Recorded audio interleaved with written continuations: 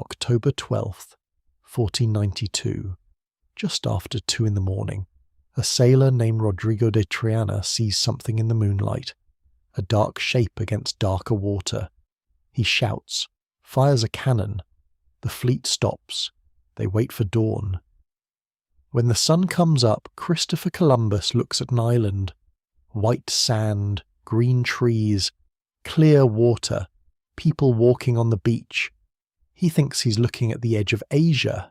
He's wrong. But that mistake changes everything. Here's what actually happened that morning. Not the legend, not the myth, the real story. And it's stranger than you think, because Columbus didn't discover anything. The people on that beach had been there for thousands of years. They had cities, trade routes, culture, history. They had names for everything Columbus would try to claim. The Taino people watched 3 ships anchor offshore. They'd never seen ships like that, never seen men like that.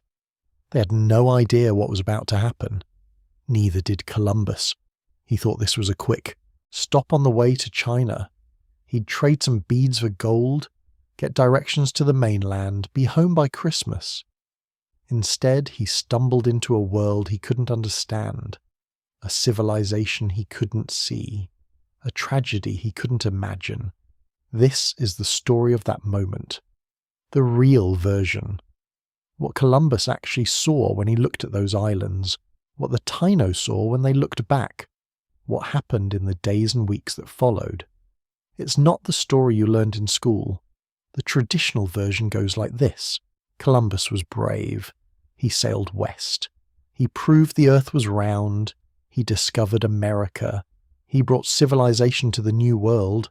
Every part of that is wrong. The earth's roundness wasn't in question. Educated people had known for 1,700 years. Columbus didn't prove anything. He just got lucky.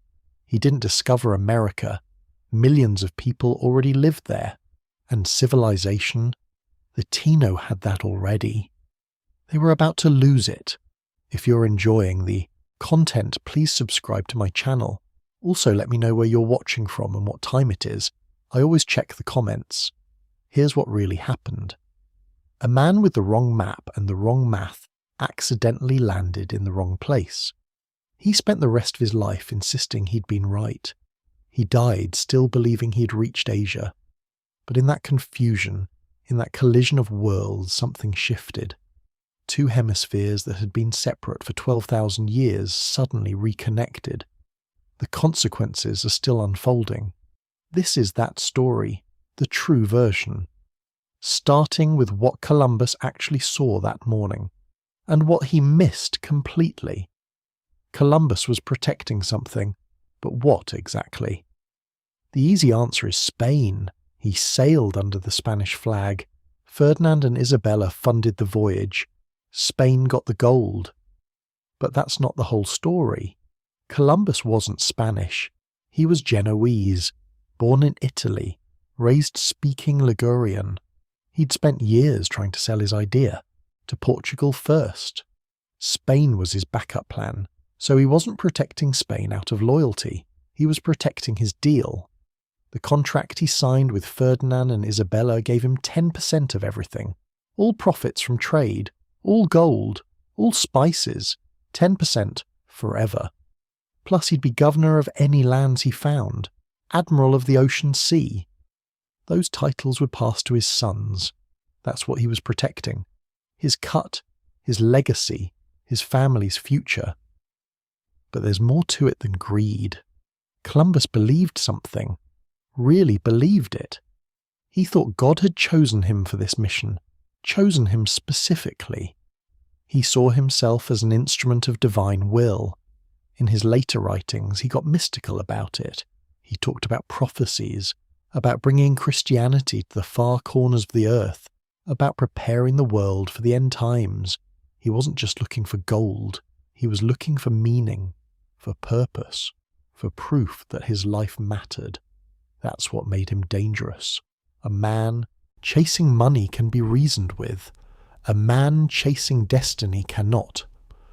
So when Columbus looked at those islands, he saw what he needed to see. Gold meant his contract was worth something. Spices meant the route to Asia was real. Friendly natives meant easy conquest. He saw confirmation, not reality. But here's what's interesting. The world Columbus came from was changing fast, and he knew it. Europe in 1492 was not the Europe of 100 years earlier. The Ottoman Empire had taken Constantinople in 1453. That cut off the land route to Asia. The Silk Road was now controlled by a Muslim power. Christian Europe couldn't trade directly anymore. That's why everyone was looking for sea routes. Portugal was sailing around Africa. Spain wanted to go west. It wasn't about exploration. It was about economics. The old trade networks were broken. New ones had to be built. At the same time, Europe was getting richer. The Renaissance was happening. Art, architecture, banking, cities were growing. The merchant class was rising. People wanted luxury goods, silk, spices, gold. The demand was huge. The supply was limited. Whoever found a new route to Asia would make a fortune. That's the world Columbus was protecting. A world of merchants and monarchs. A world where money was starting to matter more than blood. Where a Genoese sailor could become an admiral if he delivered the goods. It was a world in transition. Between medieval and modern. Between feudalism and capitalism. Between the old certainties and new possibilities. Columbus lived in that gap. He had one foot in each world. The medieval part believed in divine mission, in prophecy, in the idea that God chose certain men for great tasks. The modern part believed in contracts, in percentages, in the idea that anyone could rise if they took the right risks. Both parts were real. Both drove him forward. But there's something else, something deeper. The world Columbus came from was smaller than ours. Not physically, mentally. Most people never travelled more than 20 miles from where they were born. The world was your village, your town, maybe the nearest city if you were lucky. Everything beyond that was rumour, stories, maps drawn by people who'd never been there. The ocean was a wall. It marked the edge of the known world. Beyond it, monsters maybe, the abyss, the end of everything. Columbus was proposing to sail into that darkness, to trust that the world continued on the other side. That took a special kind of certainty, or a special kind of madness, maybe both. His crew was terrified. The further west they sailed, the more nervous they got. They'd been at sea for weeks, no land in sight, supplies running low. They started talking about mutiny, about turning back, about throwing Columbus overboard if he wouldn't listen. He kept them going through force of will, through promises, through lies about how far they'd travelled. He was protecting his vision, his certainty, his belief that he was right and everyone else was wrong. That's what he brought to those islands. Not just ships and men, not just weapons and diseases. He brought European certainty, the absolute conviction that his way was the right way. The Taino had their own certainty, their own understanding of the world. It had worked for thousands of years. But Columbus couldn't see that. He saw people without Christianity, without metal tools, without writing. He saw people who needed what he had, not people who had something of their own. That blindness was the real danger, not the swords, not the diseases, the inability to recognize another civilization as valid. The world Columbus was protecting was a world where Europe was the center, where Christian meant civilized, where different meant inferior. That worldview would shape the next 500 years. It would justify slavery, conquest, genocide, all in the name of bringing civilization to the savages. But in 1492 that hadn't happened yet. It was just beginning. Columbus stood on that beach, looking at the Taino. They stood looking back at him. Two worlds, two ways of seeing, two different ideas about what mattered. For a moment, Anything was possible. Then Columbus started asking about gold, and the moment passed. The Taino pointed east. Yes, there's gold on another island, that way. They were probably just trying to be helpful, or maybe they wanted these strange men to leave. Columbus heard what he wanted to hear. Gold, nearby, lots of it. He was protecting his dream, his contract, his divine mission. He had no idea what he was destroying, neither did the Taino, not yet. But they would learn, soon enough. The world Columbus was protecting was about to collide with the world the Taino had built.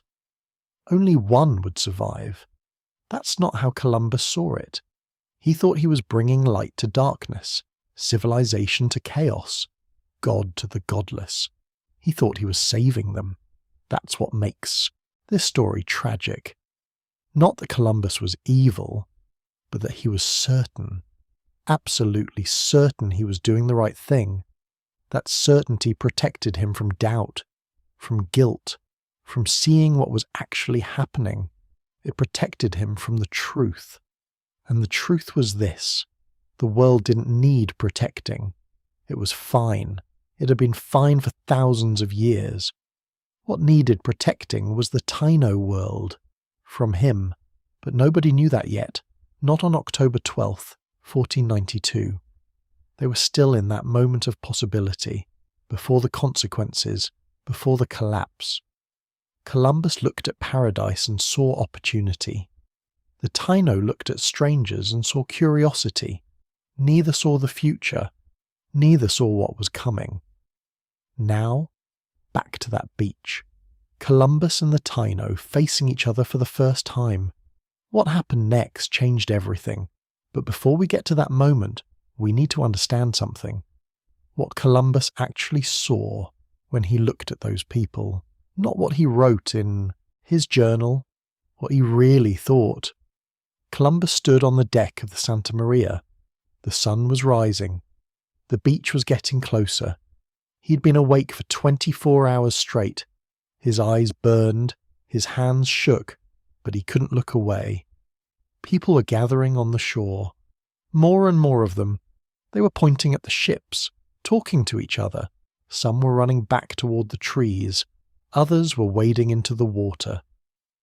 Columbus had imagined this moment for years. He'd pictured landing in China, meeting the Great Khan, trading European goods for Asian spices, getting rich, going home a hero. But these people didn't look Chinese, not like the descriptions he'd read, not like the drawings in Marco Polo's book. They were naked.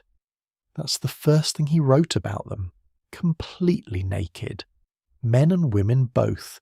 No shame, no modesty, just walking around like it was normal. To Columbus, this meant something specific. Nakedness meant innocence. It meant these people were like children. It meant they hadn't been corrupted by civilization yet. It also meant they were vulnerable, easy to control, easy to convert to Christianity, easy to exploit. He watched them through his telescope, trying to understand what he was seeing. They had dark skin, straight black hair. They were shorter than Europeans, well-built, strong-looking.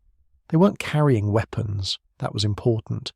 No swords, no spears, nothing that looked dangerous. Some of them had paint on their bodies, red and white patterns. Columbus couldn't tell if it was decoration or something else. War paint, maybe. Or religious symbols. They were shouting now, calling to the ships. Their voices carried across the water. Columbus couldn't understand the words, but the tone was clear. They were excited, curious, maybe scared. He made a decision. He'd go ashore, meet them face to face, bring gifts, make friends, find out where the gold was. But first, he needed to claim this place for Spain, make it official, legal, his. The boats were lowered. Columbus climbed down first. He wore his best clothes, red velvet, gold trim, the royal banner of Spain in his hands. His men followed, armed, just in case. Swords ready, crossbows loaded, they rowed toward the beach.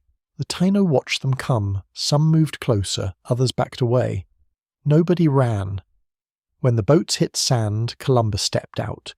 His boots filled with water. He didn't care. He was too focused on the moment. He planted the banner in the sand, claimed the island for Ferdinand and Isabella, said the words out loud, made it official. The Taino stood there watching. They had no idea what he was doing, no idea what those words meant, no idea they'd just lost their home. Columbus turned to face them. This was it. First contact. The moment everything changed. What did he see when he looked at them? Not people. Not really. Not the way he saw other Europeans. Not even the way he saw Africans or Turks. He saw something in between. Something undefined. Something he could shape into whatever he needed them to be. In his journal that night he wrote about their innocence, their gentleness, their generosity. He said they'd make excellent servants. He said they could easily be made Christian. He said 50 men could control them all. But he also wrote something else, something that shows what he was really thinking. He wrote that they had no weapons, that they didn't understand swords, that when he showed them a blade they grabbed it by the edge and cut themselves. He wrote this like it was proof of their ignorance, their childishness, their need for European guidance. But think about what that really means. These people had never seen a sword, never needed one. They'd built a society that didn't require that kind of violence. Columbus saw this as weakness, as proof they were primitive, uncivilized, backward. He couldn't imagine a world where people didn't kill each other over resources, where communities shared instead of hoarded, where strength came from cooperation instead of conquest. The Taino had lived on these islands for maybe 1,000 years. They'd developed agriculture, built villages, created art, established trade networks that connected hundreds of islands. They had a word for their home, Quisqueya. It meant mother of all lands. They had gods, stories, music, poetry, everything that makes a culture rich and complex. Columbus saw none of this. He couldn't. His worldview didn't have room for it. He saw naked people with no weapons. He saw gold jewelry and assumed they didn't value it properly. He saw generosity and assumed it was stupidity. He saw what he needed to see to justify what came next. The Taino approached slowly, carefully. They brought gifts, parrots, cotton thread, wooden spears with fish teeth attached. Food. Columbus took everything, gave them glass beads and hawk bells in return, little toys, trinkets worth nothing. The Taino seemed delighted. They put the bells around their necks, shook them, laughed at the sound. Columbus wrote that they were pleased with anything they received, that they'd trade gold for broken pottery if you offered it. He was already planning, already calculating, already figuring out how to extract the most wealth with the least effort. But here's what's interesting. Columbus was confused. These people didn't fit any category he understood. They weren't savage. They were friendly, peaceful, welcoming. They weren't wealthy, but they had gold. Where did it come from? They weren't primitive. Their boats were sophisticated. Their agriculture was advanced. Their society was organized. They weren't Asian, but they weren't European or African either. So what were they? Columbus spent the next 3 months trying to answer that question. He sailed from island to island, met different groups, saw different villages, collected information. He kept asking about gold. Where's the gold? Where? Does it come from? Is there more? The Taino kept pointing south and west, kept saying words that sounded like place names, kept trying to explain something Columbus couldn't understand. He thought they were telling him about China, about the mainland, about the Great Khan's empire. They were probably just telling him about other islands, other communities, other places where gold could be found. But Columbus heard what he wanted to hear, saw what he wanted to see, believed what he needed to believe. Because if this wasn't Asia, his whole voyage was a failure. His contract was worthless. His legacy was nothing. So he convinced himself, wrote it down, made it real through repetition. These islands were the East Indies. These people were Indians. The mainland was just beyond the horizon. He never admitted he was wrong. Not even later. Not even when it became obvious. He died still believing he'd reached Asia. Still believing he'd succeeded. The Taino watched all this happen. They watched Columbus claim their islands, name their landmarks, draw maps that erase their history. They watched him take people.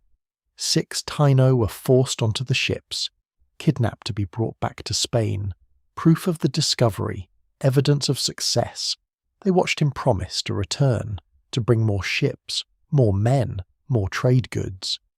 They had no way of knowing what was coming, no frame of reference for understanding European colonization, no concept of what their future held. Within 50 years, most of them would be dead. Disease, slavery, violence, cultural destruction. Within 100 years, the Taino would be functionally extinct as a distinct people, their language mostly lost, their culture absorbed or destroyed, their islands repopulated with enslaved Africans and European colonists, all because Columbus saw what he wanted to see that morning, all because he couldn't recognize a civilization that looked different from his own, all because he valued gold more than people. That's what Columbus actually saw when he looked at the Taino. Not a people, not a culture, not equals. He saw opportunity, he saw profit, he saw destiny, and that made all the difference. Columbus wrote everything down. That's what makes this moment so strange. We have his words, his observations, his thoughts, but we also have what he didn't write, what he couldn't see, what he refused to understand.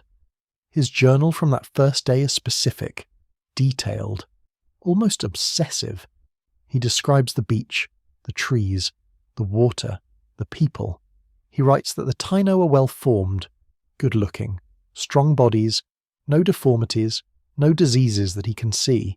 He notes their hair, straight, black, thick, cut short in front, long in back, like a style, like they care about appearance. He mentions their skin colour. He can't quite place it. Not white, not black, something in between. He compares them to Canary Islanders. That's his frame of reference. He writes about their nakedness again and again. It fascinates him, disturbs him, confuses him. The women are naked too. This shocks him more. In Europe, female modesty was law, religion, social order. Nakedness meant sin. But here, women walk around freely. No shame, no covering. They talk to the men, laugh, work, live. Columbus tries to make sense of it. He decides it means innocence. These people haven't fallen yet. They're like Adam and Eve before the apple. That interpretation matters. It shapes everything that comes next. If they're innocent, they need guidance, protection, civilization, Christianity. If they're innocent, they can't be trusted to make their own decisions. They need rulers, masters, Europeans. It's a convenient way to think. It justifies conquest while claiming to be helpful. But here's what Columbus actually noticed. Details that didn't fit his theory. The Taino had jewellery, lots of it. Gold pieces in their noses, gold in their ears, gold bracelets. They had tattoos, intricate designs, patterns that meant something. Columbus couldn't read them, but he saw they were deliberate, artistic. They had tools, fishing spears with shark teeth, cotton nets, carved wooden bowls, everything they needed made skillfully. They had boats, not crude rafts, real boats, carved from single tree trunks. Some held 40 people. They moved fast, handled well. Columbus tested this. He watched them paddle, saw how they navigated, noted their skill. These weren't primitive people stumbling through life. They had technology, knowledge, expertise. But Columbus couldn't reconcile that with their nakedness, their lack of weapons, their generosity. So he split them in his mind. They were capable but childlike, skilled but simple, advanced but backward. It was a contradiction, but it let him see what he needed to see. He asked about gold. Where did it come from? Was there more? The Taino pointed south, west, inland. They said words, names of places, names of islands. Columbus heard one word repeatedly, Chibao, or something like that. His Spanish ears couldn't quite catch it. He decided it meant Chipangu, the Japanese word for Japan. Marco Polo had written about Chipangu. An island of gold. Roofs made of gold. Streets paved with gold. The Taino were probably saying something completely different. Maybe the name of a mountain. Maybe a village. Maybe a chief who wore gold. But Columbus heard what he wanted. Cipangu. Japan. Proof he'd reached Asia. He wrote it down, made it official, convinced himself. His men saw the same things. But they had different reactions. Some were excited. Gold meant wealth. Wealth meant status back home. They'd be rich, famous, set for life. Some were suspicious. These people were too friendly, too welcoming. What did they want? What were they hiding? Some were disappointed. This wasn't China. These weren't Chinese people. The buildings were simple. The villages were small. Where were the cities, the palaces, the great Khan? But nobody contradicted Columbus. He was the captain, the admiral, the man with the contract. If he said this was Asia, it was Asia. If he said these people were Indians, they were Indians. The Taino watched all this happen. They saw men in strange clothes, speaking a strange language, planting a flag, claiming ownership. They had no context for understanding it, no concept of European monarchy, no idea about property law, no knowledge of what a flag meant. They probably thought it was a ritual, a ceremony, something religious maybe. They responded with their own gestures, brought gifts, offered food, showed hospitality. That's what you did when strangers arrived. You welcomed them, fed them, made them comfortable. Then you figured out what they wanted. The Taino had trade networks across hundreds of islands. They knew how to deal with outsiders. You established relationships, built trust, found mutual benefit. But Columbus wasn't interested in relationships. He was interested in extraction. He took everything they offered, gave cheap trinkets in return, glass beads, brass bells, red caps. The Taino seemed pleased. They wore the bells, shook them, enjoyed the sound. Columbus wrote that they valued these items highly, that they'd trade anything for them, that they were easily pleased. But think about what's really happening here. The Taino were being polite, reciprocating, showing appreciation for gifts. That's not the same as being fooled, not the same as not understanding value. When someone gives you a present, you act grateful, you show pleasure. That's basic courtesy. It doesn't mean you think a bell is worth a gold bracelet. The Taino understood trade. They had complex exchange systems. They knew value. They weren't stupid. But Columbus needed to believe they were. It made everything easier. He spent 3 days on that first island, exploring, observing, collecting information. He noticed their houses, round structures, thatched roofs, built to withstand hurricanes, cleverly designed. He saw their fields, cassava plants, sweet potatoes, cotton, organized agriculture, planned cultivation. He watched their social structure, chiefs who led, elders who advised, systems of authority and respect. All of this should have told him something. These people had civilization, culture, society. But he filtered it through his assumptions. Round houses meant primitive, chiefs meant tribal, agriculture meant basic. He couldn't see what was really there. A sophisticated culture adapted to island life. A society that had solved problems Europeans hadn't even encountered. How do you build structures that survive hurricanes? The Taino knew. How do you grow food in tropical soil? They'd figured it out. How do you navigate between islands without compasses? They could do it. But Columbus saw none of this as achievement. He saw it as simplicity, backwardness, proof they needed European help. On the third day, he decided to move on, keep searching, find the mainland, find the gold. He took 6 Taino with him, forced them onto the ships. They didn't want to go. They resisted, but they had no choice. Columbus called them guides, interpreters. He said they'd help him find gold, help him communicate. But really, they were prisoners, hostages, proof of his discovery. He planned to bring them back to Spain, show them to Ferdinand and Isabella, evidence that he'd reached new lands, new people, new opportunities. The Taino on the beach watched the ships leave. Their people were gone, taken by strangers. They didn't know if they'd return. They didn't know this was just the beginning, that more ships would come, more men, more demands. Columbus sailed away convinced he'd succeeded. He'd found the East Indies, met Indians, claimed territory for Spain, started the process of colonization. He wrote in his journal that these people would make excellent servants, that they'd convert to Christianity easily, that 50 men could conquer them all. That's what he saw. That's what he recorded. That's what he believed. But what did he actually see? What was really there? A people who'd lived sustainably for centuries, a culture rich in art and tradition, a society organized around cooperation instead of conquest. He saw weakness where there was different strength. He saw simplicity where there was different complexity. He saw opportunity where there were people. And that made all the difference. The Taino brought gifts. That's what happened next.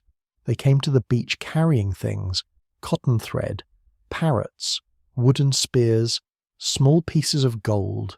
They offered everything freely, no haggling, no negotiation, just generosity. Columbus took it all. He gave them glass beads in return, red caps, brass bells, things that cost almost nothing in Europe. The Taino seemed pleased. They wore the bells around their necks, shook them, listened to the sound. Columbus wrote that they valued these trinkets highly, that they'd give anything for them, that they were simple people who didn't understand real value. But here's what he missed. The Taino weren't being fooled. They were being polite. When someone gives you a gift, you show appreciation, you reciprocate, you make them feel welcome. That's basic hospitality. It doesn't mean you're stupid. The Taino had sophisticated trade networks. They'd been trading between islands for centuries. They knew value. They understood exchange. They traded salt fish for cassava, cotton for tools, gold for ceremonial items. They had markets, systems, standards. But Columbus couldn't see that. He saw nakedness and assumed ignorance. He saw generosity and assumed weakness. The gold pieces caught his attention. Small bits, hammered thin, worn as jewellery. He picked one up, held it to the light. Pure gold. Not much, but real. Where did it come from? That's what he needed to know. He pointed at the gold, then at the island, made questioning gestures. The Taino understood. They pointed south, made sweeping motions with their arms, spoke words Columbus couldn't understand. One word came up repeatedly, something that sounded like Cibao to Spanish ears, or maybe Cubao. The pronunciation wasn't clear. Columbus decided it meant Chipangu, the Japanese word for Japan. Marco Polo had written about Chipangu, an island of gold, temples with golden roofs, wealth beyond imagination. This is where things get interesting. because Columbus wanted so badly to be right. He'd promised Ferdinand and Isabella that he'd reach Asia, that he'd find gold, that he'd make them rich. If this wasn't Asia, his whole voyage was a failure. His contract meant nothing. His titles meant nothing. He'd be a laughingstock. So when he heard a word that kind of sounded like Shipangu, he convinced himself. This was proof. He'd reached the East Indies. These were Indians. That island to the south was Japan. Never mind that nothing else matched. The people didn't look Japanese. The buildings weren't Japanese. The language wasn't Japanese. Columbus saw what he needed to see. His crew was less certain. Some of them had sailed to Africa. They'd seen different cultures, different people. They knew what Asian trade goods looked like. These islands didn't feel like Asia. The villages were too small, the technology too simple. Where were the cities, the merchants, the silks and spices? But nobody contradicted Columbus, not out loud. He was the admiral, the captain, the man in charge. If he said this was Asia, they'd write it down as Asia. If he said these people were Indians, they'd call them Indians. That name stuck. 500 years later, we're still dealing with the confusion Columbus created that morning. Meanwhile, the Taino were trying to understand these strangers. They'd seen visitors before, other Taino from different islands, traders from the mainland. They knew how to handle guests. You welcomed them, fed them, showed them respect. Then you figured out what they wanted. Maybe they needed food. Maybe they wanted to trade. Maybe they were looking for wives. The Taino had protocols for all of this, social rules, ways of establishing relationships. But these strangers didn't follow any of the normal patterns. They didn't offer food in return, didn't explain where they came from, didn't try to establish kinship ties. They just took things, pointed at objects, made strange gestures, spoke a harsh, guttural language nobody understood. And they were obsessed with gold. That was clear immediately. They kept pointing at the gold pieces, making excited sounds, asking questions nobody could answer. The Taino found this strange. Gold was nice, pretty, good for jewellery and ceremony. But it wasn't the most valuable thing they had. Shells were more valuable. Certain types of stone, hardwood for building, cotton for weaving. These things were useful. Gold was just decorative. But the strangers wanted gold, so the Taino told them where to find it. There were places inland where gold appeared in rivers. You could pan for it, collect small amounts, enough for jewellery. It wasn't a secret. It wasn't sacred. It was just there, like any other resource. The Taino pointed toward the mountains, tried to explain. The strangers got excited, started talking rapidly among themselves. This should have been a warning. This intensity, this focus, this desperate interest in something that didn't matter much. But the Taino had no context for understanding what was happening. They didn't know about European economics, about gold-backed currency, about the value of precious metals in distant markets. They didn't know that gold could buy armies, ships, power, that men would kill for it, die for it, destroy entire civilizations for it. They just knew these strangers wanted it, and hospitality meant helping guests get what they wanted. So they kept pointing, kept explaining, kept trying to be helpful. Columbus took notes, drew maps, marked locations. He was already planning the next voyage, the one that would bring miners, soldiers, settlers. He spent the rest of that day exploring the beach, looking at houses, examining tools, studying the people. He noticed they had no iron, no steel, no metal weapons at all. Their spears were wood with shark teeth attached, sharp but fragile, effective for fishing, useless against swords. He wrote this down, noted it specifically. These people could be conquered easily. 50 men could do it, maybe fewer. That's what he was thinking while the Taino showed him around. While they offered him food, while they tried to communicate. He was calculating, planning, figuring out how to extract maximum value with minimum effort. The Taino showed him their canoes, large dugouts, carved from single trees. Some held 40 people. Columbus was impressed despite himself. These boats were well made, fast, manoeuvrable, better than European rowboats in some ways. He watched them paddle, saw how they moved through the water, noted their skill, but he didn't revise his opinion. They were still simple, still primitive, still in need of European guidance. He couldn't see the contradiction, that these supposedly simple people had technology he couldn't replicate, that they'd solved problems he hadn't encountered, that they'd built a sustainable society while Europe was tearing itself apart. As the sun set, Columbus returned to his ship. He'd learned a lot, seen a lot, written pages of observations, but he'd understood almost nothing. He thought he'd found the East Indies, he'd found the Caribbean, he thought he'd met Indians, he'd met the Taino, he thought he'd discovered a new route to Asia, he'd stumbled into a world that would change everything, and the Taino. They watched the ships anchor for the night, saw lights moving on deck, heard strange sounds carrying across the water. They talked among themselves, tried to make sense of it, wondered what would happen next. Some of them felt uneasy. Something about these strangers was off. The way they looked at things, the way they touched everything, the intensity in their eyes when they saw gold. But most of them were just curious, excited.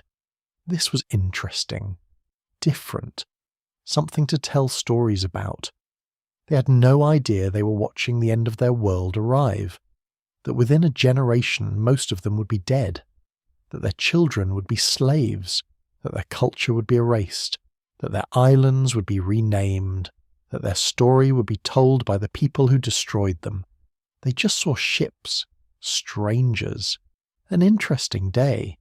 Columbus saw opportunity, wealth, glory, vindication. Neither of them saw the truth, that this moment would echo for centuries, that it would reshape continents, that it would begin a process of contact, conflict, and catastrophe that would define the modern world. That's what happened on that beach, not a discovery, not a triumph, just a tragic misunderstanding between people who couldn't see each other clearly, and it was about to get much worse. When Columbus returned to Spain after his first trip, he didn't just bring stories, he brought something much more powerful, a plan. He wanted gold, but he knew he couldn't just wander around picking it up. He needed a system, something that would turn these islands into a machine for extracting wealth. So, when he returned on his second voyage in 1493, everything changed. This time he didn't come with 3 small ships and a handful of sailors. He came with 17 ships, over 1,200 men, priests, soldiers, craftsmen, horses, hunting dogs, weapons, seeds, even pigs and cattle to start European-style farms. It wasn't an expedition anymore, it was an invasion. The goal was simple: find gold, collect gold, send gold back to Spain, make the monarchs rich, make Columbus rich, make it all worth the risk. But there was a problem right away. The gold wasn't just lying around. The little pieces the Taino wore as jewellery, that was surface gold, easy to find. But it ran out fast. Real mining would take hard work, organisation, and a lot of labour. And Columbus had already written home bragging about the island's riches. He'd promised that gold was everywhere. He even wrote that with 50 men, he could control the whole population and get as much as he wanted. Now he had to deliver. So he came up with a plan. It was called the encomienda system, but the version Columbus created was even harsher, especially at first. Here's how it worked. Each Taino community was assigned a quota. Every adult had to bring a certain amount of gold dust to the Spanish every 3 months. If you met your quota, you got a little copper token to wear around your neck. That token was your proof. You'd paid. If you didn't meet the quota, the consequences were brutal. We know this system because Spanish priests and later historians wrote about it. Bartolomé de las Casas, who arrived later but talked to survivors and saw the aftermath, described the process in detail. He didn't hold back. He said the quotas were impossible. Think about this. Most of the easy gold was already gone. The Taino had never mined for gold on this scale. They panned for gold in rivers, found it here and there. It was used for jewellery, not hoarded in huge piles. But now they were expected to deliver ounces of gold dust every few months. Not just for their own family, but for the Spanish overlords. The Spanish set up collection points. Soldiers guarded the entrances to the mountains, the riverbanks, the forests. Taino men, women, and sometimes even children were forced to search for gold every day. The work was exhausting. People waded through cold water, scooping sand into baskets, hoping to find flecks of gold. They spent long hours under the sun, with no breaks. Food was scarce because nobody had time to farm. The system broke the rhythm of Taino life. The Spanish didn't care. As long as the gold came in, the system worked. But it didn't work for long. The quotas were too high. The Taino started to fall behind. Some tried to run away, some tried to hide in the forests or mountains, but the Spanish sent armed patrols after them. The Taino had no iron weapons, no armour, no horses. They couldn't fight back. If they were caught, they were punished, whipped, mutilated, sometimes killed. Las Casas wrote that the punishments were shocking even for the time. People who failed to meet the quota had their hands cut off. Sometimes they were left to bleed to death as a warning to others. This wasn't a secret. Columbus's own men wrote about it in their journals. Some of them were shocked. Others just accepted it as normal. The copper tokens became a symbol of survival. If you had one, you could walk past Spanish soldiers without fear.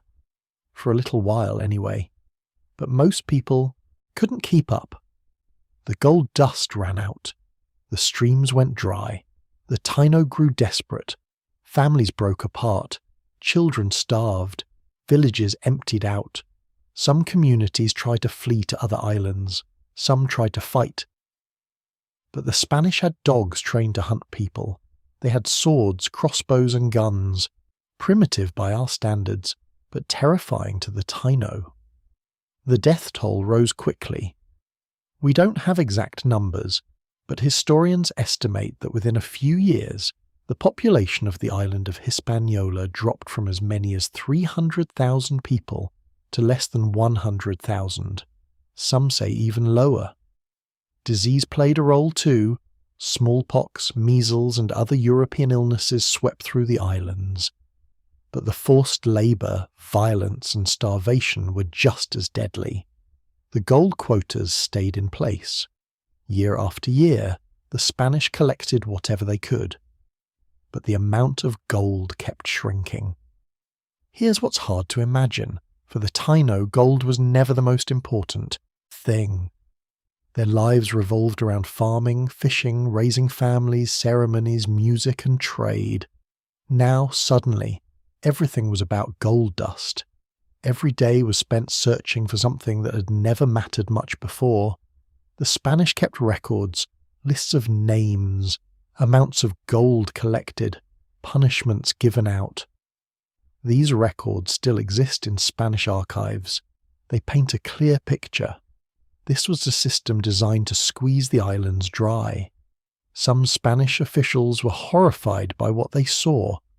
A few priests like Las Casas spoke up. They wrote letters to the king and queen begging them to stop the cruelty. But most people just looked the other way. Gold was coming in, that's what mattered. And Columbus, he defended the system. He said it was necessary. He blamed the Taino for not working hard enough. He said they were lazy, or dishonest, or hiding gold. In truth, the gold simply wasn't there. Here's an example. In a single year, Columbus's men demanded every Adult Taino deliver a hawk's bell full of gold dust. A hawk's bell was a small metal bell about the size of a walnut. Sounds easy, right? But filling one with gold dust took months of work. Sometimes an entire village couldn't meet the quota. If you filled your bell, you got the copper token. If you didn't, you faced punishment. This is where the evidence gets chilling. Spanish chroniclers describe seeing piles of severed hands. People left to die as examples. Some Taino took the only escape they could find. They ended their own lives rather than face the next round of torment. The system didn't just destroy individuals, it broke entire communities.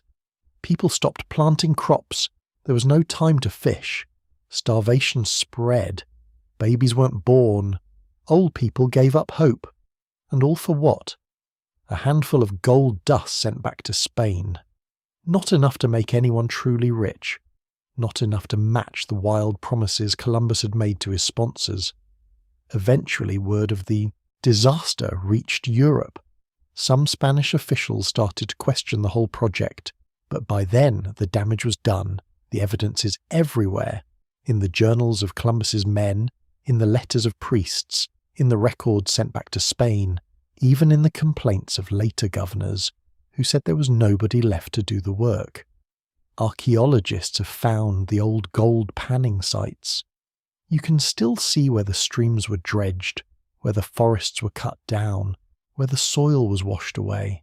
They found the broken pottery, the abandoned villages, the sudden drop in numbers of burials. There's no mystery about what happened. The Taino population collapsed. The survivors lost their freedom, their homes, their culture, and it all comes back to that system. The hawk's bell quota, the copper tokens, the impossible demands. Think about how quickly it all changed. In just a few years, an entire society was turned upside down by outside pressure. A people who had lived in balance with their islands for centuries were pushed to the edge of extinction. It wasn't just about greed, it was about control. The Spanish needed to show they were in charge. The quotas were a way to measure obedience, to test loyalty, to reward the few who survived and punish the rest. Sometimes the Spanish justified it by saying they were civilizing the Taino, teaching them the value of work. But there's nothing civilized about starvation and mutilation. Even some of Columbus's supporters started to turn against him. They said he was too harsh, too greedy, too focused on gold. Columbus argued back. He blamed the Taino for resisting. He said the islands would be rich if only the people cooperated. He couldn't admit the real problem. The gold just wasn't there in the amounts he'd promised. This is the part that stays with you. A system designed for one thing, wealth extraction, ended up destroying everything in its path. The land, the people, even the Spanish dream of easy riches. The gold shipments back to Spain were disappointing. The first big haul was less than the cost of the expedition. Investors grumbled. The king and queen started to wonder if they'd made a mistake. But the system didn't end. It just changed shape. When the gold ran out, the Spanish tried to force the Taino to farm for them instead. Growing food, raising animals, cutting wood for ships. The violence didn't stop. The suffering just shifted to new forms. The evidence is clear. This wasn't a story of mutual discovery or peaceful trade or gentle conversion. It was a harsh, organised process of extraction, the kind of thing you see in old mining towns but on a whole civilization. And here's the detail that's easy to miss. The hawk's bell itself. A small, plain object. Not valuable in Europe, but in these islands it became a symbol of power. The bell was the measure of a person's worth. The copper token was a passport to survival. If you didn't have both, you were in danger. It's strange how something so small could decide life or death. There are stories of Taino people hiding their children, smuggling them into the woods to keep them safe. Some tried to teach the next generation in secret. Others gave up hope completely. Over time, the Spanish started to rely on African slaves to replace the dying Taino. The system kept running, but the faces changed. The suffering didn't stop. That's the legacy of the system Columbus built. Not a golden age, not a meeting of equals, just a cold, bureaucratic process that turned paradise into a graveyard. The evidence isn't hidden. It's written in letters, carved in old stone, buried in the soil. It's in the stories passed down by survivors, in the words of priests who begged for mercy, in the numbers that don't add up, populations dropping by 80 or 90% in a single generation. People sometimes ask, how could this happen? Why didn't someone stop it? The truth is, a few people tried, but most were swept along by the promise of gold, the demand for results, and the pressure to obey. By the time anyone realized what was happening, it was too late. And that's the real story behind Columbus's system.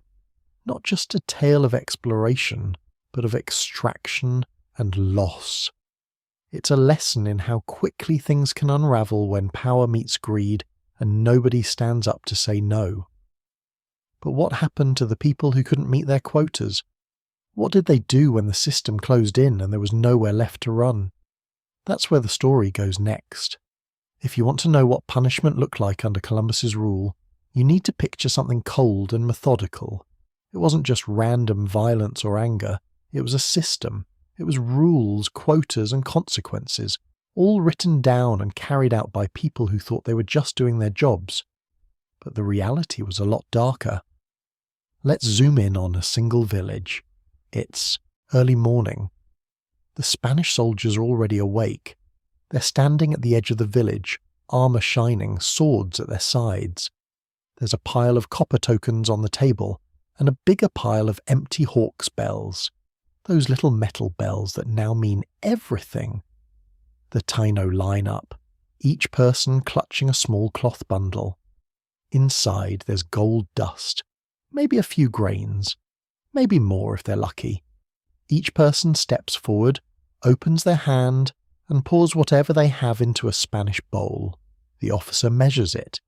If it's enough, he hands over a copper token.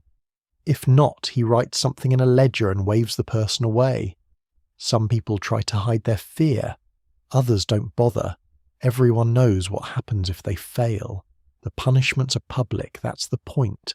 They're meant to scare everyone else. The Spanish don't just punish individuals, they make examples.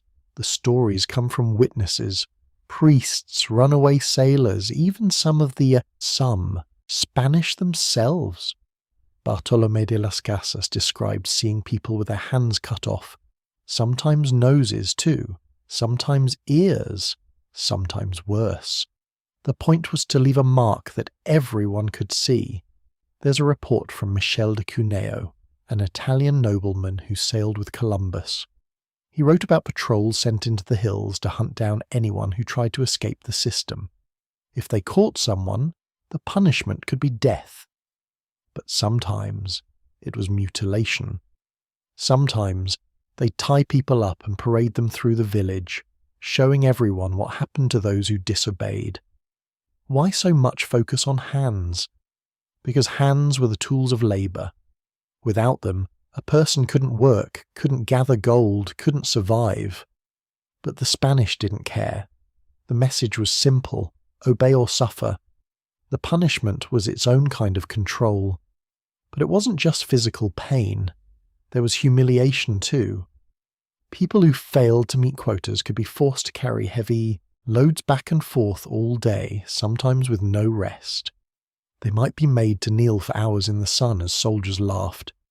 Some were branded with hot irons. The records talk about chains of captives, long lines of people tied together by the neck.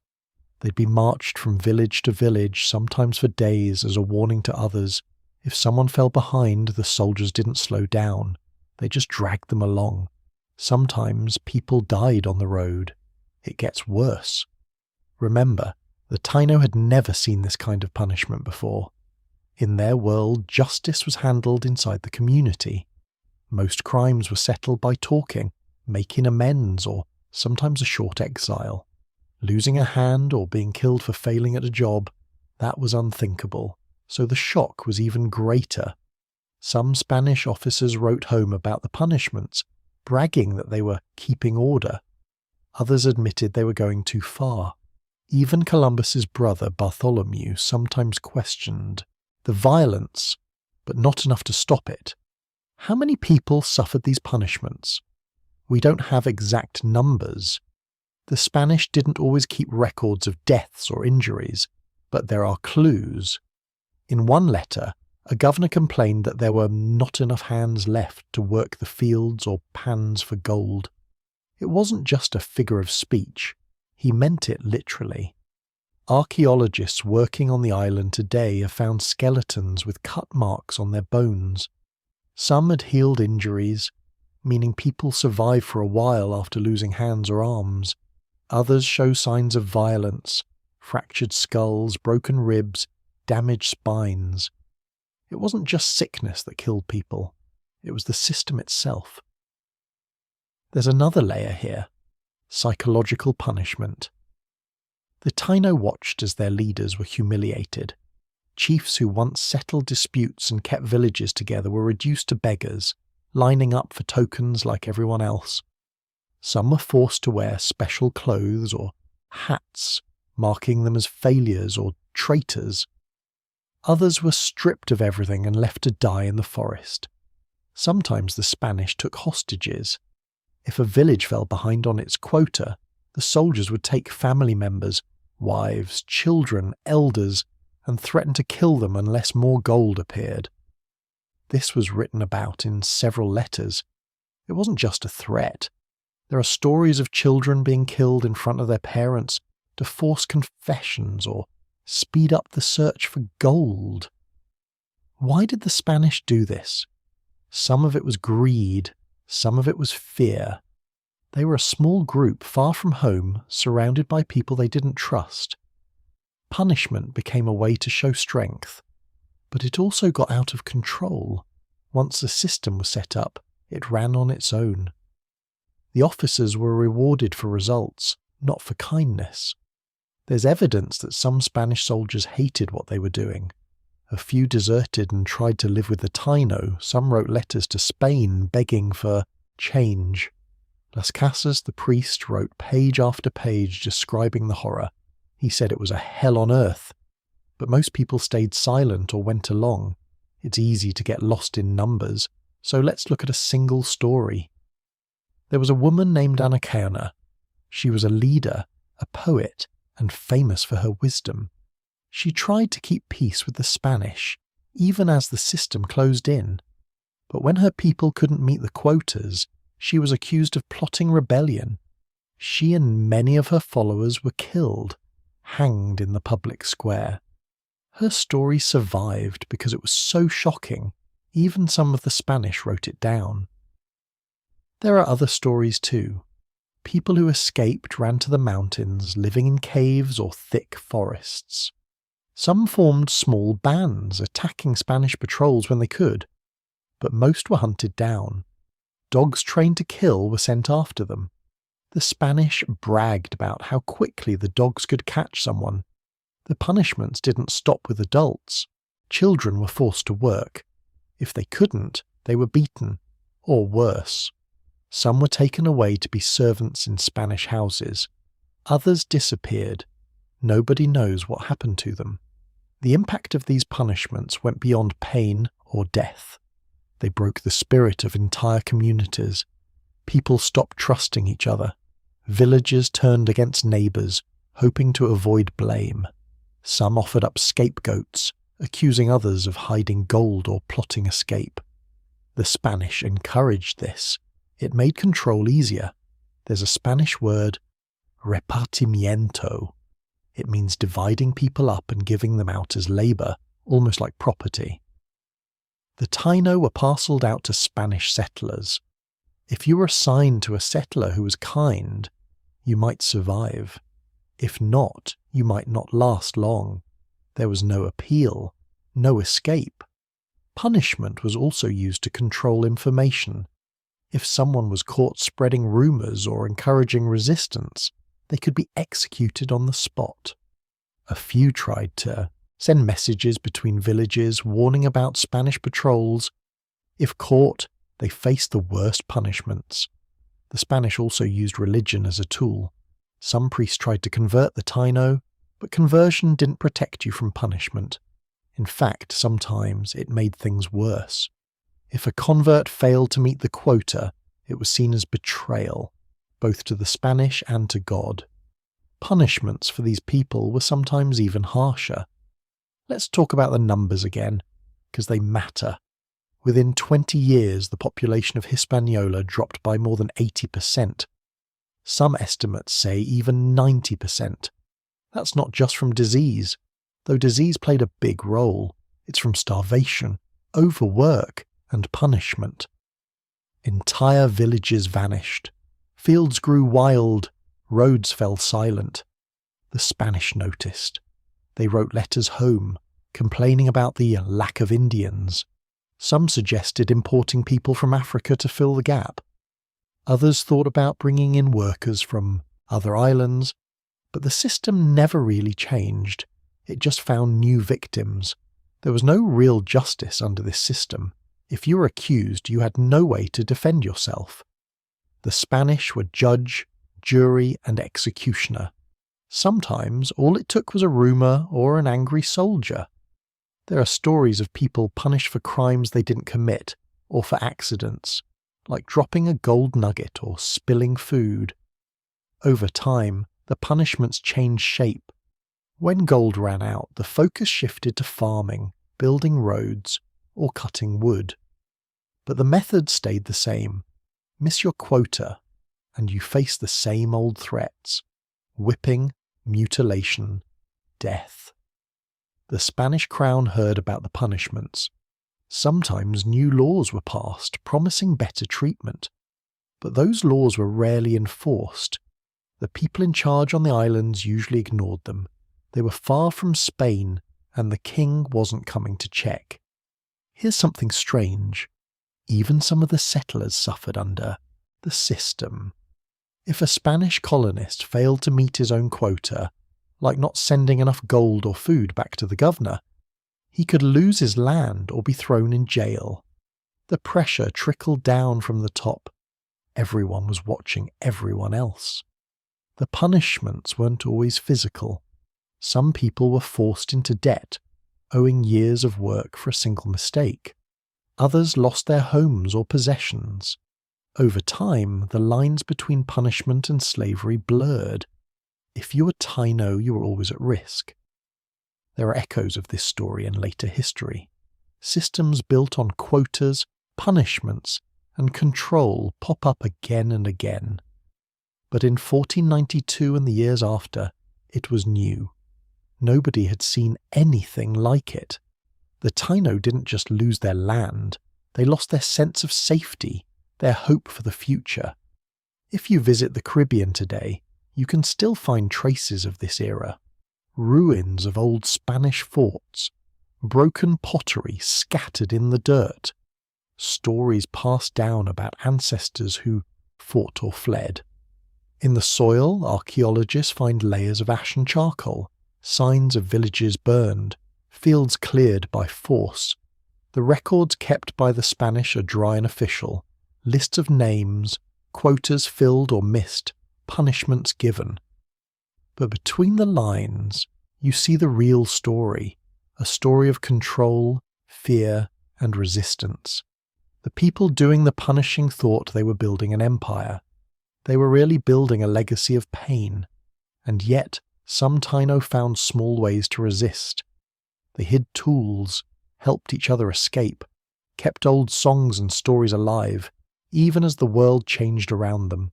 These are the stories that don't make it into the official records, but they matter. What's left behind is proof. A paper trail, bones in the ground, stories that survived because someone cared enough to remember. The punishments weren't just about pain. They were about erasing a people, making them disappear, Not just from the land, but from memory. But memory is stubborn. Even centuries later, the truth comes out.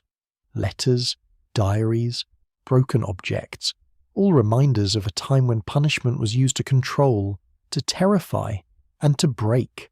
And here's what stays with you. Every quota, every punishment, every scar left on a person or a place was a choice. Someone decided to do it. Someone decided not to stop it. The system was big, but it was made up of people. The story of punishment under Columbus isn't just about the past, it's a warning. It shows how quickly a system can go from rules and quotas to cruelty and horror. All it takes is for people to look away, to say, "It's not my problem," or "I'm just following orders." And then, even paradise can become a place of suffering. Even a small bell or a copper token can decide who lives and who dies. But this wasn't the end of the story. There was another threat coming, one that didn't wear armor or carry a sword. A danger that moved invisibly, spreading through the islands even faster than punishment or fear. And that's where the story turns next. Let's talk about the invisible killers.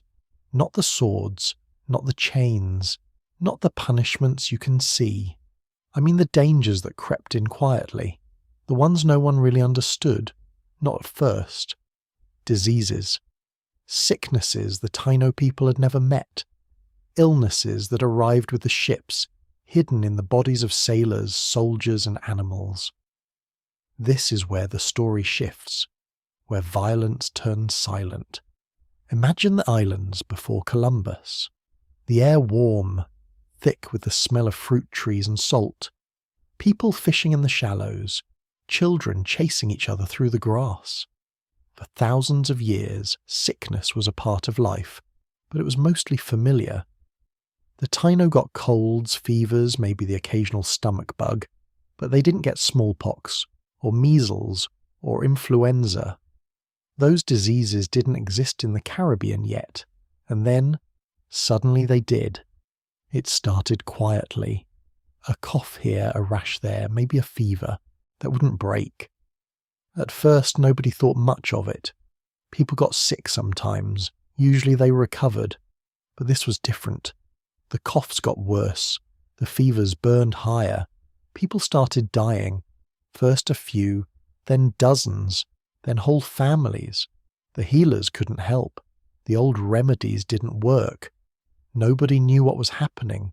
The Taino had no names for these illnesses, no stories about them. No one was immune. That's the key. Their bodies had never fought off these germs before. They had no defences. The Spanish, on the other hand, had grown up with these diseases. Most of them had survived smallpox as children. They carried the scars. Some had caught measles, recovered and moved on. Their bodies remembered. The Taino bodies didn't.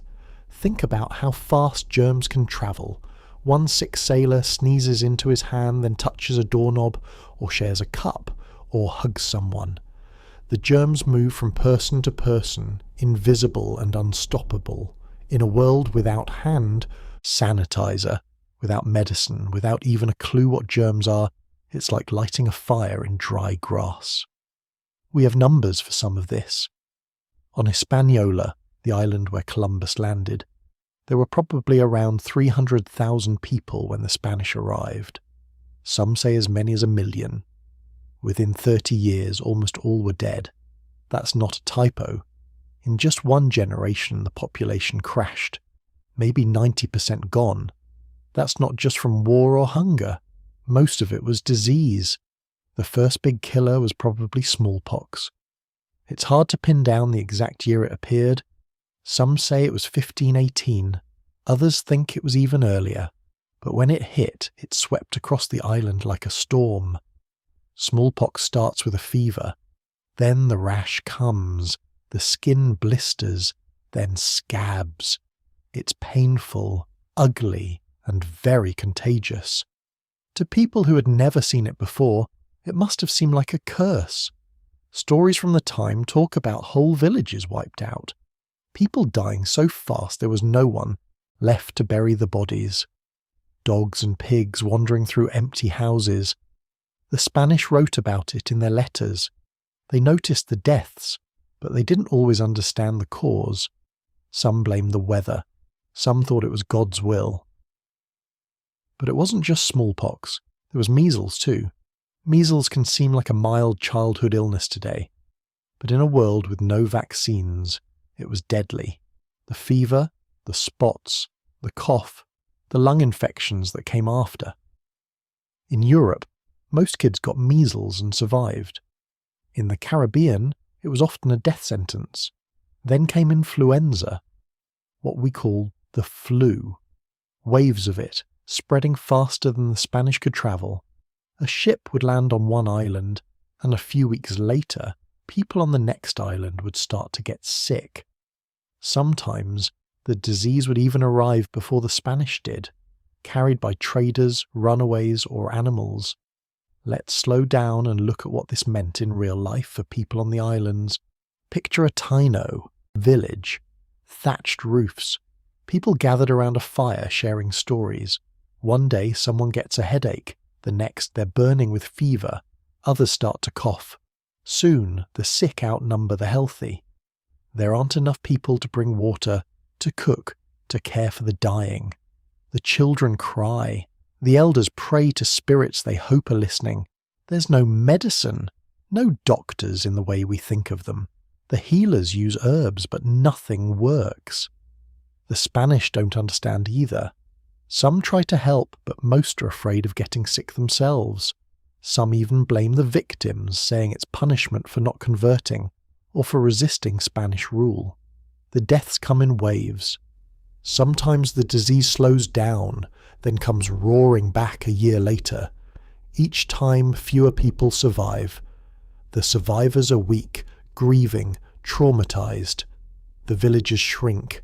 Some disappear completely, swallowed by the jungle. It's not just the body count that matters. Think about what's lost when so many die so quickly. Whole families gone. Stories, songs, skills, vanished overnight. Who teaches the children how to fish, to weave, to plant? Who remembers the old rituals?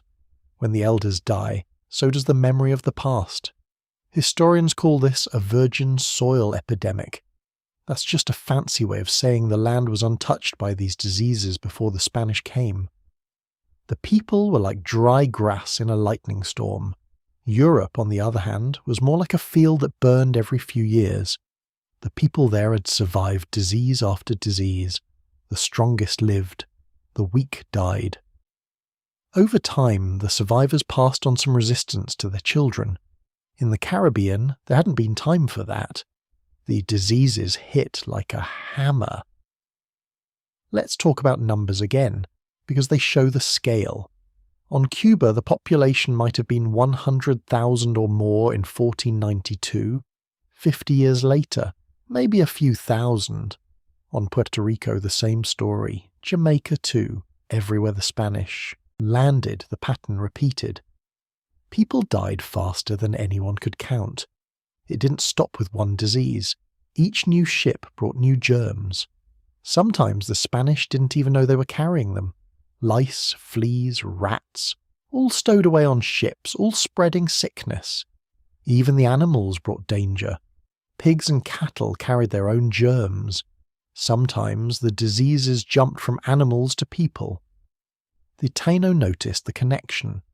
They saw that sickness followed the Spanish. Some thought the newcomers brought magic or poison. Others believed the gods were angry, or that a curse had been unleashed.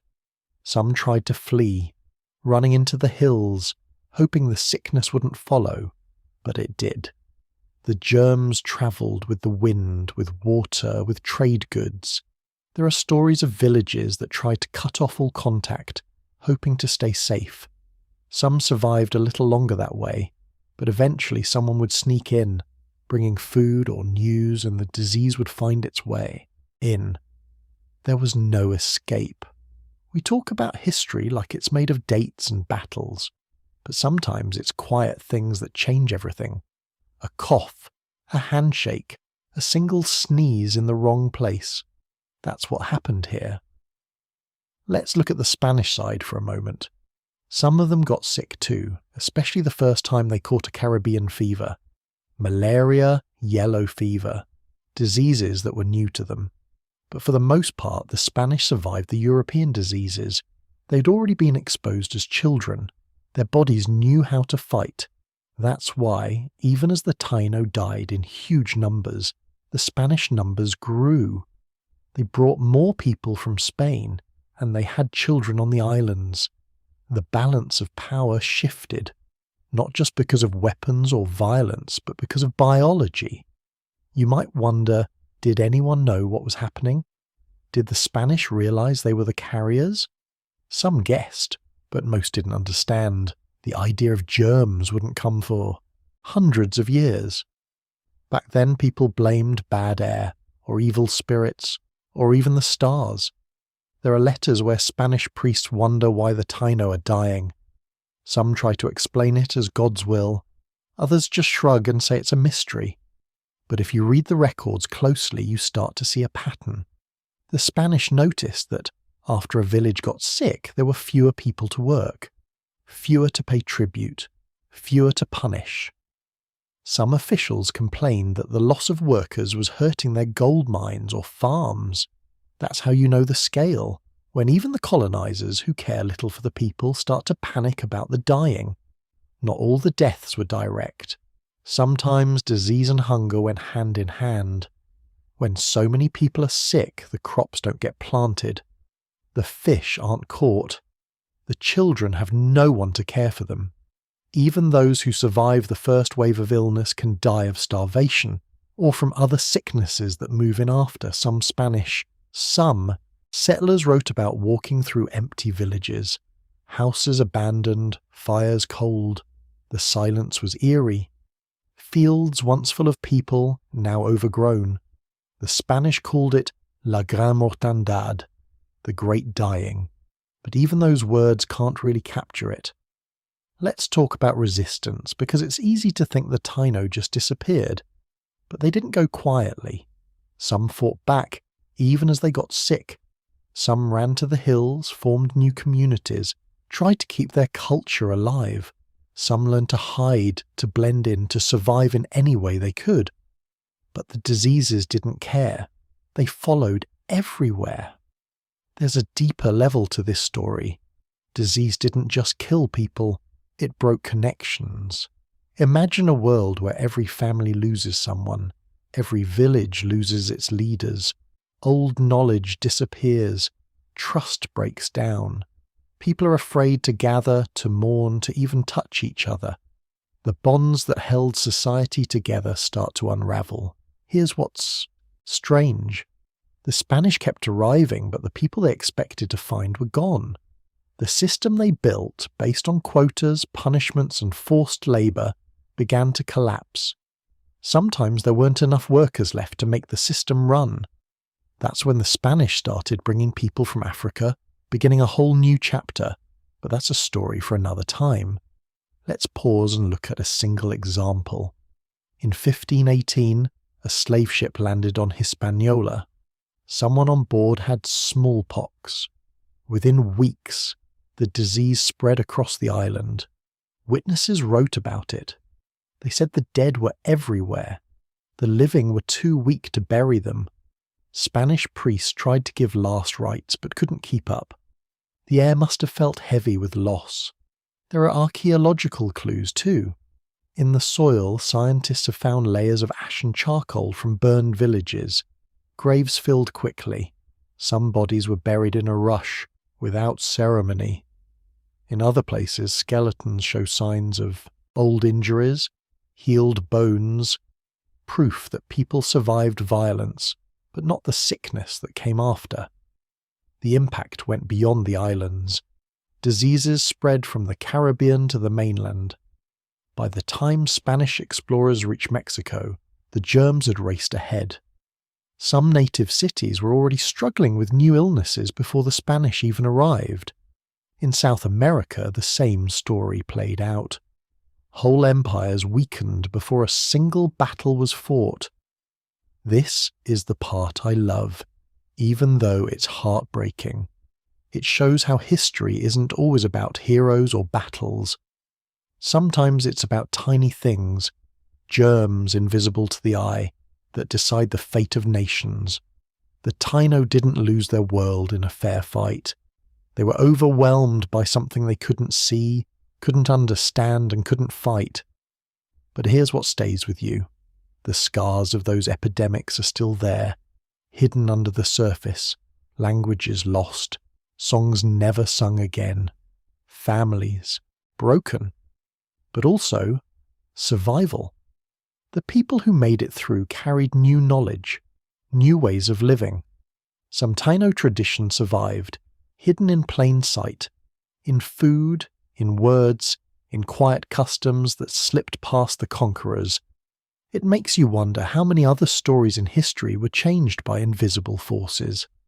How many cultures vanished, not because of war, but because of a cough, a fever, a single unlucky encounter. How much of what we call fate is really just the spread of something too small to see? The invisible killers didn't just end lives. They ended worlds. They made the islands quiet.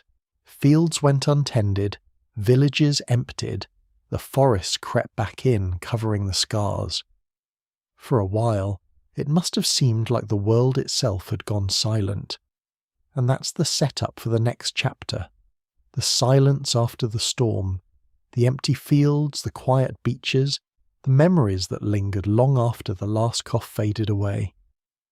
What happens to a place when its people are gone? What remains when the killers are invisible and the world forgets what was lost? That's where the story turns next. The silence after the epidemics wasn't just emptiness. It was a whole world turning quiet. Imagine walking through the forests and fields where villages once stood. You'd see half-buried pottery, tools left behind, maybe a fishing net tangled in the roots of a tree. The sounds would be different. Fewer voices, less laughter. Just the wind, the birds, the sea. It's hard to picture now, but for the Spanish this emptiness was real. The world they expected to conquer had changed before they even understood it. Let's dig into what that silence actually looked like. In the first years after Columbus, the Spanish wrote about their plans, farms, towns, churches. They expected the islands to be full of people working the land, mining for gold, carrying supplies. Instead, they found empty villages, abandoned houses, fields gone wild. Sometimes they walked for miles without seeing anyone at all. We can see this shift in the records. Early on, there were long lists of villages, chiefs, and tribute. By the 1510s, those lists got shorter every year. In some areas, Spanish officials wrote desperate letters back to Spain. They complained there were no more Indians left to work the land. They begged for new settlers. Some even asked the king to send prisoners from Spanish jails just to keep their farms running. Here's another clue. The Spanish started building towns where there had been Taino communities. They reused old roads and fields. Sometimes they built right on top of old villages. But when you look at early maps, you see whole regions marked as despoblado, meaning unpopulated. Just blank spaces. You can almost feel the loss in the ink. Archaeologists have gone looking for more proof. In places like Hispaniola, Cuba, and Puerto Rico, they dig down and find layers of history. In the topsoil, they find Spanish, ceramics and coins, signs of the New World. Just below, they find Taino pottery, tools and shell beads. Often, there's a layer of ash or charcoal between them. Burned villages, hasty burials. Sometimes there are no burials at all, just empty houses left behind in a rush. One thing that stands out is the sudden drop in new artefacts. Before 1492, there was a steady stream of pottery styles, new tools and art. After 1500, it's like someone hit pause. The same few objects show up, but then the line just stops. No more new designs, no more signs of a living, changing culture. It's like the music ended mid-song. People noticed the change. Spanish priests wrote about it. Bartolomé de las Casas described walking through villages where not a soul remained. He said the land felt cursed, as if the earth itself was grieving. Other writers told of visiting places that were famous for their markets or their festivals, now silent, overgrown, forgotten. You see this pattern not just in the Caribbean, but across the Americas. When Hernán Cortés landed in Mexico in 1519, he found huge cities, Tenochtitlan, Cholula, Tlaxcala. But by the time he reached them, disease had already arrived. Smallpox moved faster than the Spanish themselves. It weakened whole empires before a single battle took place. In Peru, the same thing happened. By the time Francisco Pizarro marched on the Inca, their king had died of an unknown illness, and the empire was locked in civil war. Back in the islands, the numbers tell the story. On Hispaniola, as we said, the population dropped from at least 300,000 to maybe a few thousand in just a few decades. In Cuba, more than 100,000 people lived there in 1492. By 1550, only a few hundred Taino were counted on official lists. Some islands, like the Bahamas, were left almost completely empty.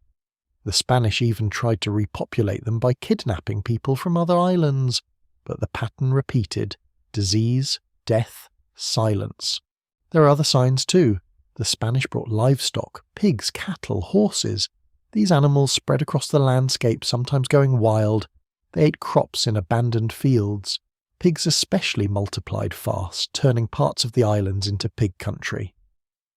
When later travellers arrived, they were surprised to find wild pigs everywhere, but hardly any people.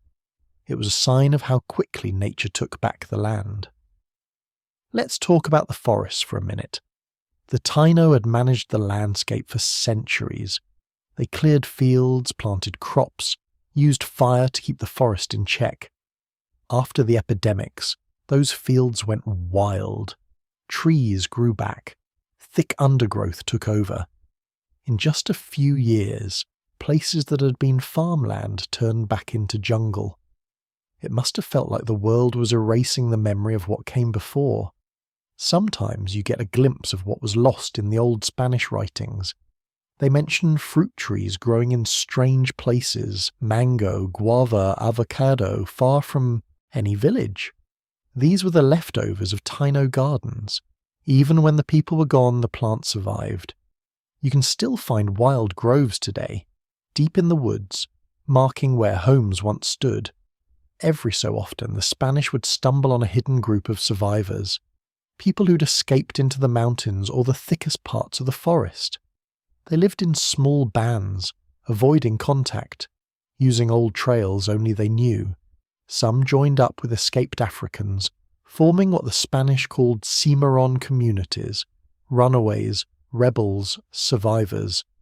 These groups kept old traditions alive in secret. They passed down songs, words, and customs, even as the world changed around them.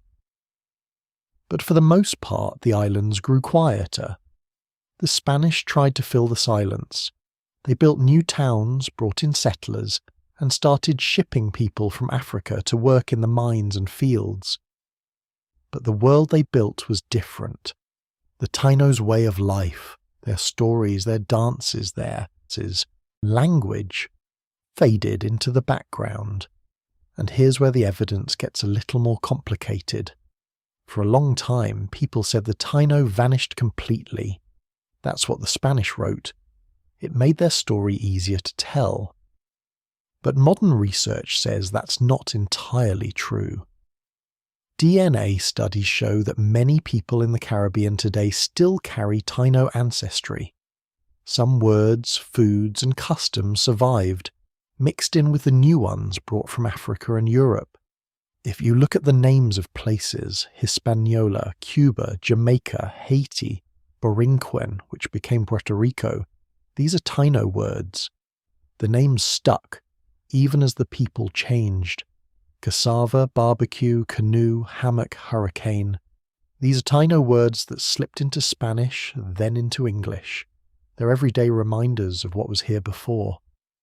Let's zoom out and think about the bigger picture. The silence after the epidemics wasn't just a local story. It changed the whole world. The Spanish crown realized they couldn't run their colonies without a workforce. That's when they started bringing enslaved Africans across the Atlantic. The Atlantic slave trade began, in part, because of the silence left by disease. It's a chain reaction, one disaster opening the door to another. The loss also changed Spanish plans. The dream of fields full of gold miners and farmers had to shift. The Spanish started focusing more on sugar, cattle, and trade. They built big estates called haciendas and new cities on the ruins of old villages.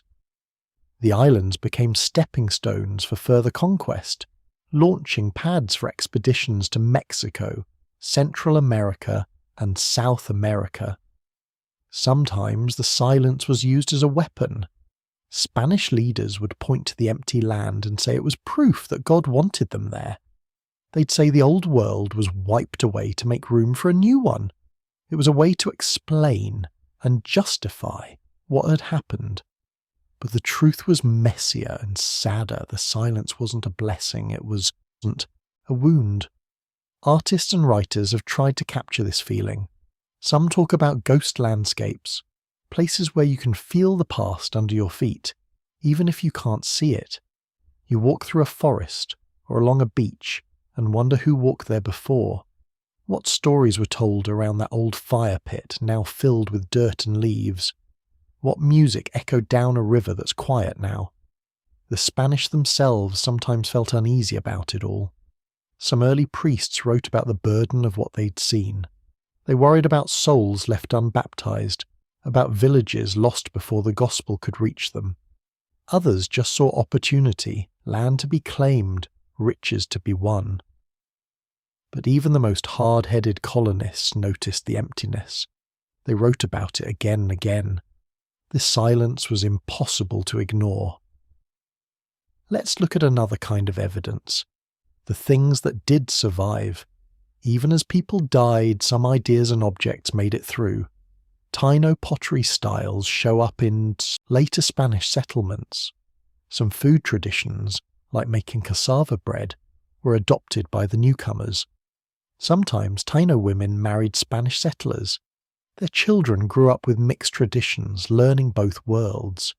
You can see this in old church records. Sometimes a name will appear, Maria, daughter of a Spanish soldier and a Taino woman, or Juan, baptized in a tiny mountain church, speaking a mix of Spanish and Taino words. These small traces show how cultures blended, even as the old world faded. Now here's a detail that stands out. In some places the Spanish found stone carvings left behind by the Taino, petroglyphs, images of faces, animals and spirits, scratched into cave walls or boulders. These silent witnesses remain, long after the voices that made them went quiet. If you visit the Caribbean today, you can still find these carvings. They're faded, but not gone. Scientists have tried to measure the silence in other ways too, by looking at pollen trapped in lake mud. They can see when fields were cleared, when forests grew back, when fires burned. There's a sharp drop in corn and cassava pollen after 1500, a rise in tree pollen soon after, nature's way of keeping score. There's another kind of evidence, stories told by survivors. Even centuries later, people remembered. In Puerto Rico, there are legends about the Indios who hid in the mountains and taught later generations how to grow certain crops or find clean water.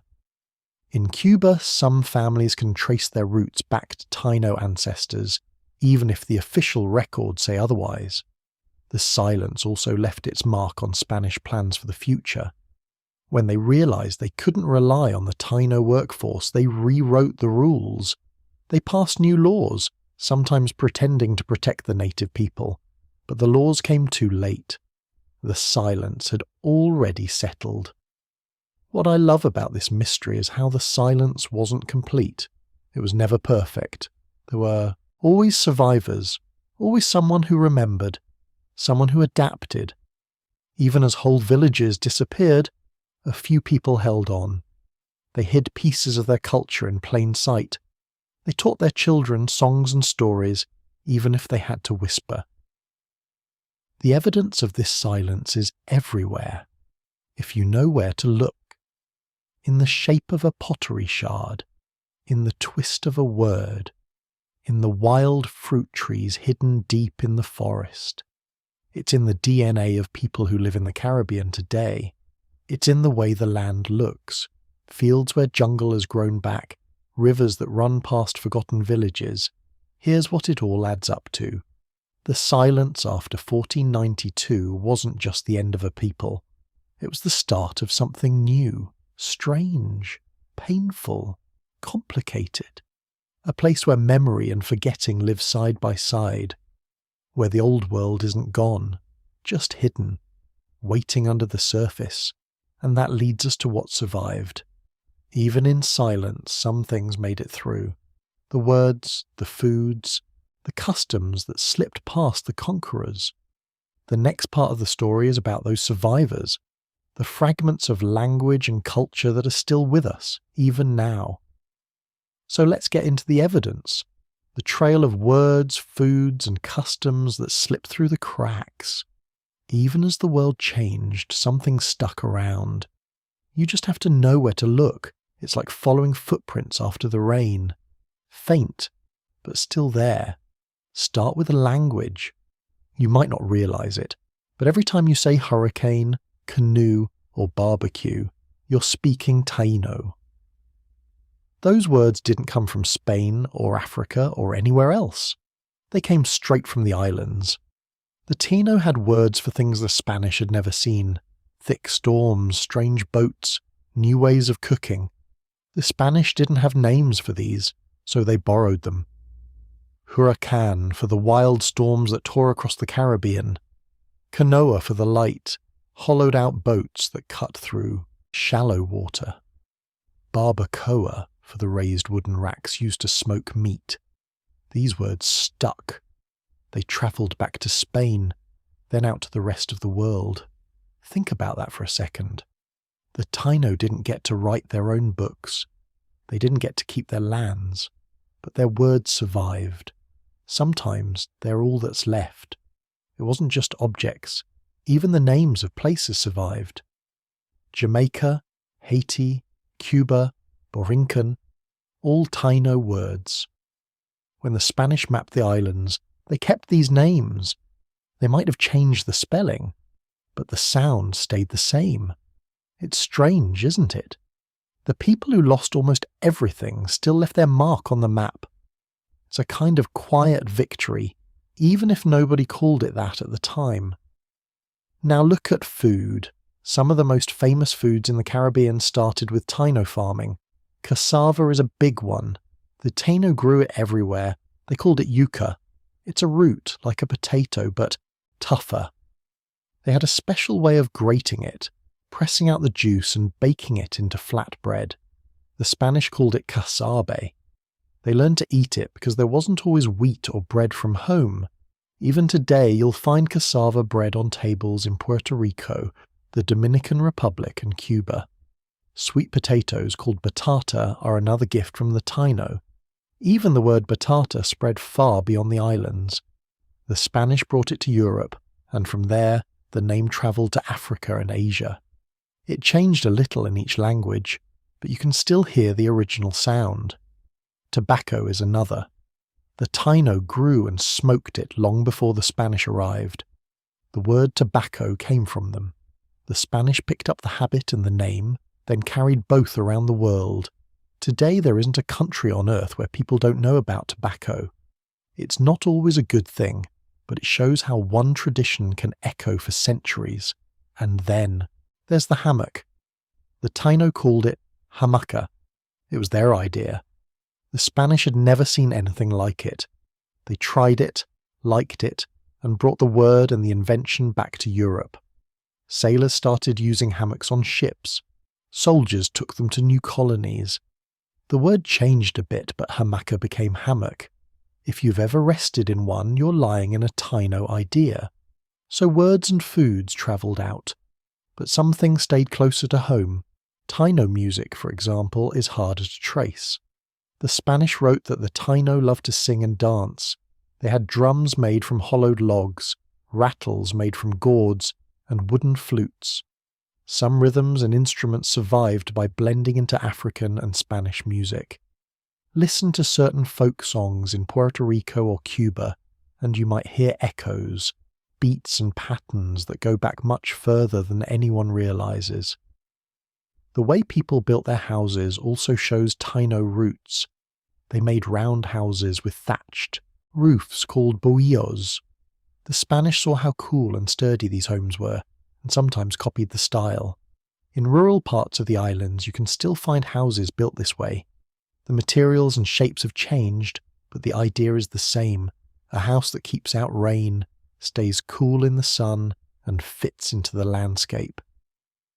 There's another clue in the way people use plants. The Taino knew the land inside and out. They used wild plants for medicine, dye, and weaving. Some of this knowledge survived in hidden ways.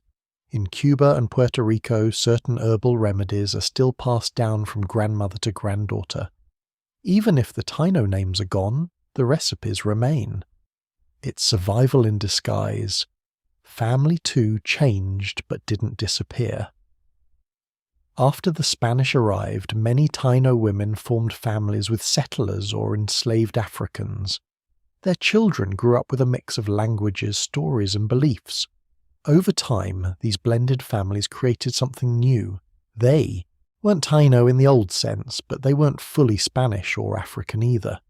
You can see this in family trees, in the shape of a nose, in the way a lullaby is sung.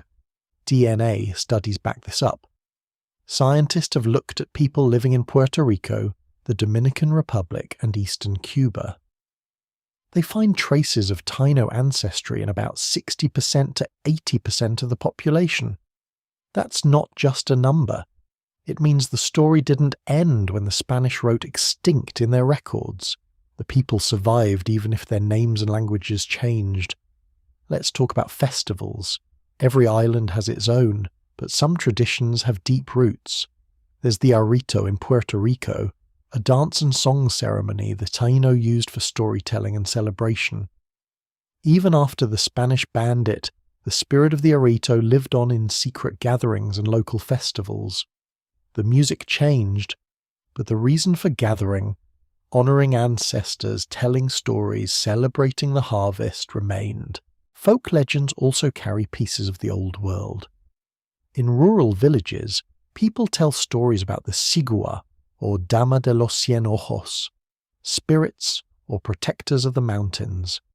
Some of these tales go back to Taino beliefs about nature spirits. They changed over time, blending with stories from Africa and Spain, but the heart of them is still there, a respect for nature and a belief that the land remembers. Now let's look at art. The Taino carved symbols into stone and bone. They painted on pottery and wood. Some of these designs show up in modern crafts, necklaces, paintings, tattoos. The symbols are everywhere in Puerto Rico and the Dominican Republic. Spirals for water, faces for ancestors, zigzags for storms.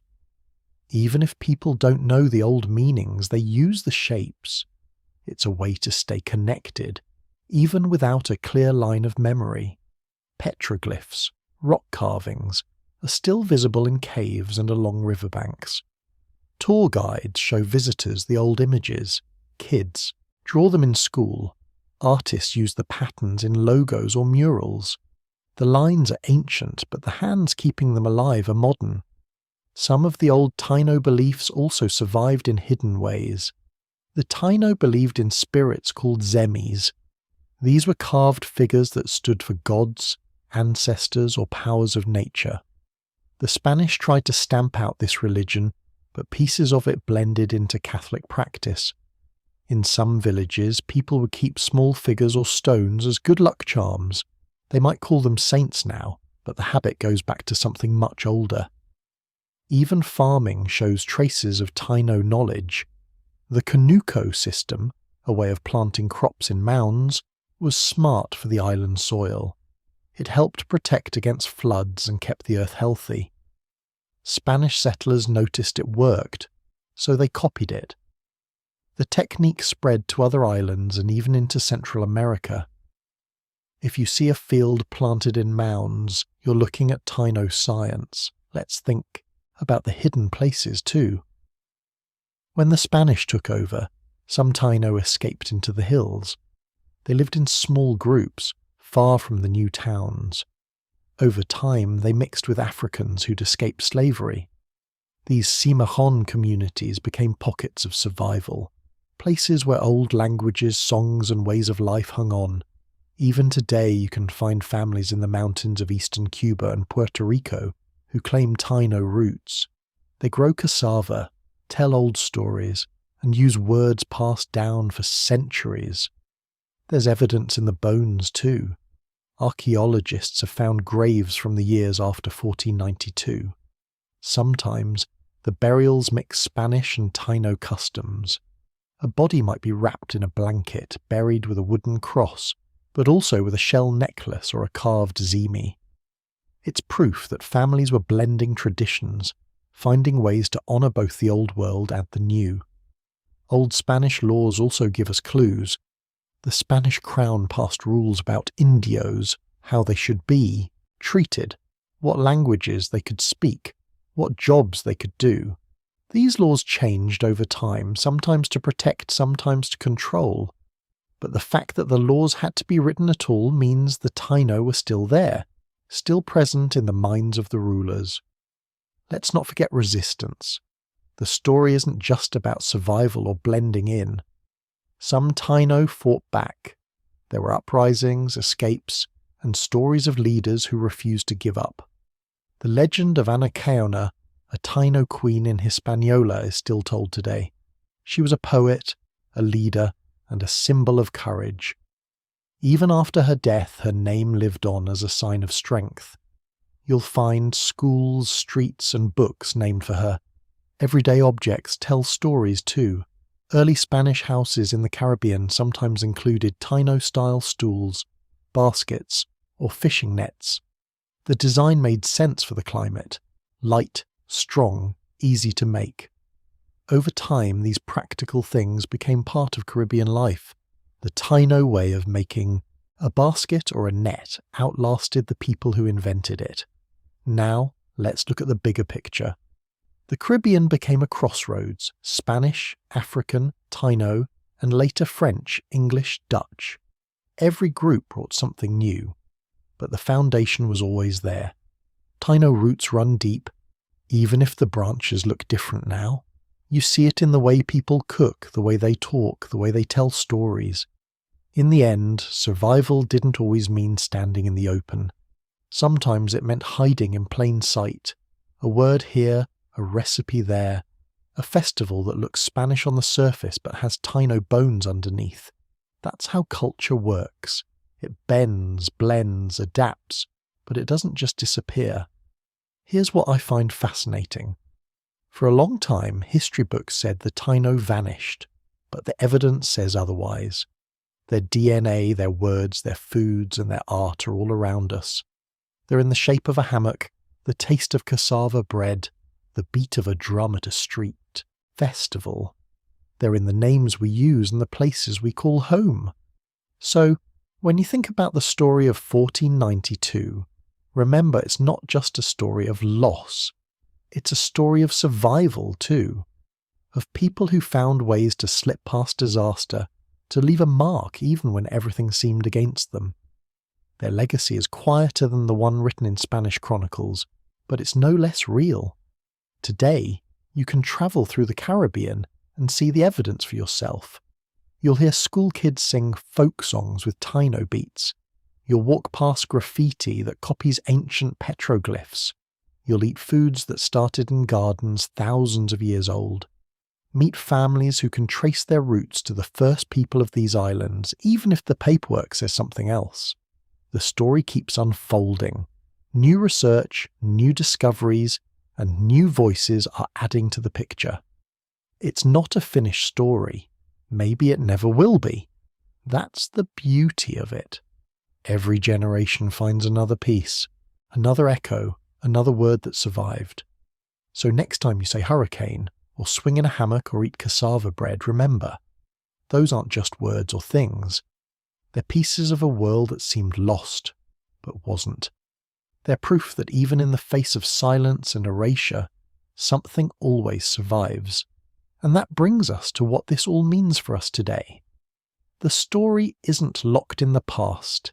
It lives on in the present, in small ways and big ones. It shapes how we see ourselves, how we talk, how we remember. Let's think about why that matters and what we can learn from the legacy that's still with us now. When you really look at the story of 1492, you notice something. It's not just about ships and maps or kings and explorers. It's about how people remember and how they choose to forget. The story we learned in school was simple. Columbus sailed west, found new lands, and changed the world. But real history isn't simple. It's messy. It's full of voices that got left out or pushed aside or rewritten to fit someone else's plan. Think about how fast things shifted. One morning, the world on those islands looked one way. By nightfall, everything was different. For the Taino, the changes came all at once. Strangers, new rules, new diseases, and new ideas. For the Spanish, it felt like a victory. But if you look closer, you see the cracks. The plan never went as smoothly as they hoped. People adapted, some resisted, some blended in, some tried to hold on to whatever they could. And here's something important. The story isn't just about winners and losers, it's also about what people carried forward. Even when almost everything was taken away, small things survived. A word, a way of cooking, a pattern in a song. Sometimes, those are the things that last the longest. If you trace the story across the centuries, you see a pattern. The big events, Columbus's landfall, the gold rush, the epidemics, get most of the attention. But the real story is in the details, in the quiet choices people made to survive, in the way they hid old beliefs inside new ones, in the way a mother taught her child to plant cassava the same way her grandmother did, or in the way a family told stories about spirits in the mountains, even when they called them by different names. It's easy to imagine history as a straight line. First one thing happens, then another, and everything changes at once. But that's not how it works. Change is slow. Sometimes it's almost invisible. The Taino didn't just vanish in a single year or even a single lifetime. Their culture spread out like roots under the surface. The leaves above might have looked Spanish or African, but the roots held on. There's something comforting in that idea. No matter how hard people try to erase the past, something remains. Even when a language fades, you hear its echoes in new words. Even when a song changes, you feel the old rhythm. Even when people are called extinct, their descendants live on, sometimes without even knowing it. Now, if you look at the bigger picture, you see this pattern all over the world. When cultures collide, it's never just one side winning and the other losing. It's always a mix. Traditions fold into each other. Stories get retold. New things are made from old pieces. The Caribbean is a good example. You find Spanish churches and African drums, French pastries and Taino symbols all side by side. The mix is the story. And then there's the question of memory. Who gets to tell the story? For a long time, history came from the people with power. Columbus wrote journals, Spanish officials kept records, priests wrote letters home. That's the version that got printed in books, taught in schools, carved on statues. The voices of the Taino, and later the Africans and mixed families, were quieter. But they were always there, in family stories, songs, and the way people live day to day. In the last few decades, people started looking for those hidden stories. Scientists studied DNA and found proof that the Taino never really disappeared. Artists and writers uncovered old symbols and brought them back into the spotlight. Local historians dug through church records and family trees, looking for lost names. Every time someone finds a new clue, the picture gets a little clearer. The old story, the simple one about discovery and disappearance, starts to look incomplete. Here's something else to think about. The story of 1492 isn't just about the past, it shapes how people see themselves today. In Puerto Rico, Cuba, and the Dominican Republic, people argue about identity all the time. Are they Spanish, African, Taino, or something else? The answer is always mixed, the roots are tangled. But that's not a weakness. It's a kind of strength. It means the past survived, not in a museum, but in living people. And if you listen carefully, you can still hear the old voices, in a lullaby sung to a baby, in the way a garden is planted, in the taste of a meal cooked for a family gathering, even in city slang or the colours painted on a wall. The past isn't gone, it's hiding in plain sight. Sometimes people want a neat ending. They want to know who won, who lost, what was gained, what was lost forever. But real history doesn't work like that. It's more like a river, splitting and joining, sometimes running underground for years before it comes back to the surface. The story of the Caribbean is still flowing. Every new discovery, every family memory, every word spoken in an old language adds another twist. There's another lesson here too. When you look at the story of 1492, you see how quickly things can change, how fragile life can be when something new arrives, whether it's a ship, a disease, or an idea. But you also see how resilient people are, how strong the will to survive is, even in the face of disaster. The Taino found ways to adapt. So did the Africans brought to the islands. So did the Europeans in their own way. Everyone changed. No one stayed the same. And maybe that's what history is really about. Not just what happened, but what people did with it. How they found hope in small things. How they made new families, new foods, new music, even as the world around them shifted. How they remembered the past, even when it was painful, and carried it forward in whatever way they could. So, as you drift off tonight, think about the quiet strength in that story. Think about the words that survived, the songs that kept their beat, the families that carried on even when everything else changed. Think about the world you live in now, how every culture, every person is shaped by stories like this, by survival, by memory, by the things that refuse to disappear. History isn't just written in books or carved in stone. It's alive in the way people live, the words they speak and the dreams they pass down. Every story matters, even the quiet ones. May the lessons of the past bring you comfort. May you sleep deeply, knowing you're part of a story that's still unfolding. Good night.